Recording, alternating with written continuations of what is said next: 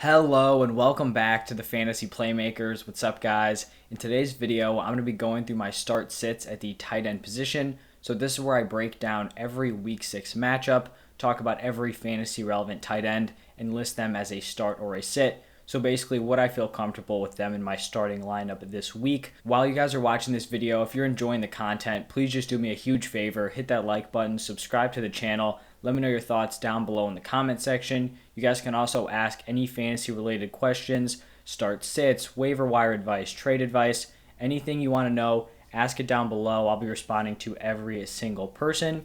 But let's get into our Thursday night football matchup here between the Tampa Bay Buccaneers and the Philadelphia Eagles. And starting off with the Bucs, I have Rob Gronkowski here listed as a start. I don't think he's going to go. I think it's much more likely he returns here in week 7, but if he does go, I'd feel fine with him in my starting lineup, and regardless of whether or not Rob Gronkowski plays, I just don't want to start O.J. Howard or Cam Brate. They just haven't really been able to get enough of a target share in this offense. It's just gone to those 3 wide receivers and Leonard Fournette, so I will not be playing them. On the Eagles side, until a few hours ago, I had Dallas Goedert listed as a start and Zach Ertz as a sit.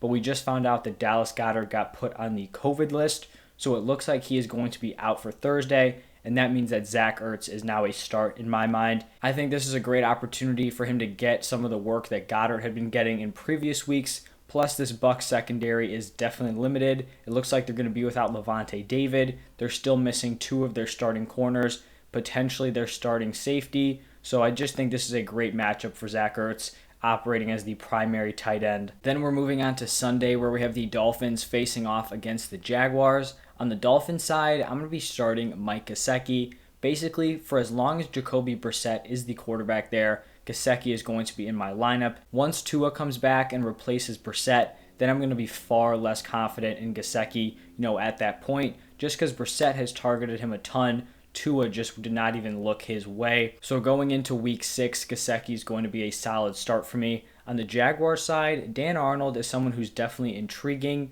They got him in right away his first week in week 4. Then he was their leading receiver in week 5. I just wanted to see this for maybe 1 or 2 more weeks before I feel comfortable throwing him into my lineup. I feel like, every week it could be someone different out of this Jaguars receiving core.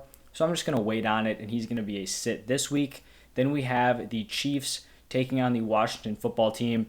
Travis Kelce locked into your lineup every week, number 1 tight end. On Washington's side, with Logan Thomas on the IR, I'm just not interested in starting anyone at tight end here. The guy who's kind of stepped into Logan Thomas's work is Ricky Seals-Jones, but I just do not trust him at all. Then we have the Rams traveling to New York to take on the Giants. For the Rams, I like Tyler Higbee this week. He's just been a very kind of solid tight end in your lineup. He hasn't put up any crazy numbers, but he's right around that 10-point PPR mark, which doesn't sound great before the tight end position. It's really the best you can ask for with some of these late round guys. On the Giants side, I'm going to be sitting Evan Ingram. He really hasn't even been able to make an impact with all the injuries at wide receiver, so I just don't trust him at all this week or for the rest of the season. This next matchup here is not pretty at the tight end position between the Texans and the Colts. On the Texans side, I guess it's Jordan Akins would be the top option. He's definitely a sit. Same thing with Jack Doyle from the Colts. There's really just not much to talk about here in this matchup. So let's move on to the Bengals Lions game. I'm going to be sitting CJ Uzomah. He had that great game on Thursday Night Football. Just hasn't had enough consistency for me to actually want to start him on a week-to-week basis. On the other side with the Lions, man, TJ Hawkinson was looking so good the first 2 weeks of the season. Then the last 3, he's basically been non-existent. I still think he has to be a start, and I think at the end of the season he'll be in that mid-tier tight end 1 range, but it definitely feels like a letdown after we saw him ball out in the first 2 weeks. Then we have a divisional matchup here between the Packers and the Bears. Tanyan and Cole Kmet are both going to be sits. They just haven't had enough involvement this year, and the production just has not been there at the tight end position for both of these teams. After the Bears-Packers matchup, it's going to be the Chargers traveling to Baltimore to take on the Ravens, and Jared Cook was very, very borderline here. He could have been a start, he could have been a sit. I ended up going with start just because I think this is probably going to be a high-scoring game against the Ravens, so he's going to have his opportunities. On the Ravens side, this is a no-brainer. Mark Andrews is in your lineup. I kind of felt like Mark Andrews was flying under the radar a little bit. He hadn't put together a ton of huge performances, but it was just because he wasn't getting into the end zone. His target share was there, so it was really nice to see him just go out and ball out on Monday Night Football. Probably won a ton of people their weeks if you had him in your starting lineup. Then we have the Vikings taking on the Panthers, and Conklin was another guy who was a borderline start. Like, would I love him in my lineup? No, but deeper leagues, it's acceptable. He's getting the target share. He just hasn't really put it all together the last 2 weeks. On the other side with the Panthers, Tommy Tremble definitely has some touchdown upside, but I just don't like him in my lineup, week to week. The volume is just not there for any of these Panthers tight ends. Then we have the Cardinals taking on the Browns, and it's just going to be sits all over the place. All of these players have shown some flashes. Max Williams, David Njoku, Austin Hooper.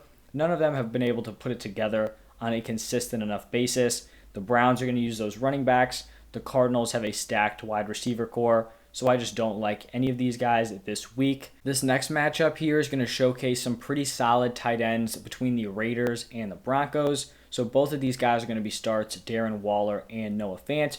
Darren Waller's due for a big game. He went crazy week 1, hasn't really had a huge boom week since then. This could potentially be the week. Noah Fant, kind of same thing. He could explode this week, but even if he doesn't, just kind of a very solid, safe tight end on a week-to-week basis. The next game here is between the Cowboys and the Patriots. On the Cowboys side, Dalton Schultz is just not slowing down. He's kind of killing CeeDee Lamb and Amari Cooper's volume, but for Dalton Schultz owners, he has been fantastic. He's getting the volume. He has the touchdown upside on a high-scoring Cowboys offense, so he's going to be a solid start moving forward. And honestly, for the Patriots, I did not like Hunter Henry coming into the season. I didn't really like him at the beginning of the season, but he has totally moved ahead of Jonnu Smith as the tight end 1 on this team. Jonnu Smith has just been non-existent recently. He only ran 6 routes on Mac Jones' 33 dropbacks in week 5. That is horrendous. So if Hunter Henry's operating as the tight end 1 in an offense that's going to rely on the short game, I think he's a solid start this week. And if Jonnu's only running 6 routes, there is nowhere for him to be besides the bench or the waiver wire. On Sunday Night Football, it's going to be the Seahawks taking on the Steelers, and I want nothing to do with any of these tight ends. Gerald Everett's on here. He's a sit. Will Dissly could be mentioned, also a sit. And then on the Steelers side, Pat Freiermuth and Eric Ebron. You really just don't want to be dealing with these tight ends who are in a committee. A lot of these teams can't support one, and so now you have 2 guys splitting the reps. It's just not going to be profitable for fantasy football. Then in our final game this week, Monday Night Football, Bills traveling to Tennessee to take on the Titans. Dawson Knox has got to be a start. The man has been balling out. It really looks like he's kind of taken that next step. Not someone that I thought was going to be a huge factor this year with all those wide receivers, but he has emerged as a red zone threat and just a really solid week-to-week play. So he is a start. And then Anthony Ferkser on the Titans just really has done nothing this year, so he is 100% a sit. But that is going to wrap it up for all 14 Week 6 matchups. If you guys enjoyed this video, please do me a huge favor, hit that like button, subscribe to the channel, let me know your thoughts down below in the comment section. Go check out all my other start-sit videos, have it for running backs, wide receivers, and the quarterbacks. Thank you guys for stopping by, and I'll see you next time.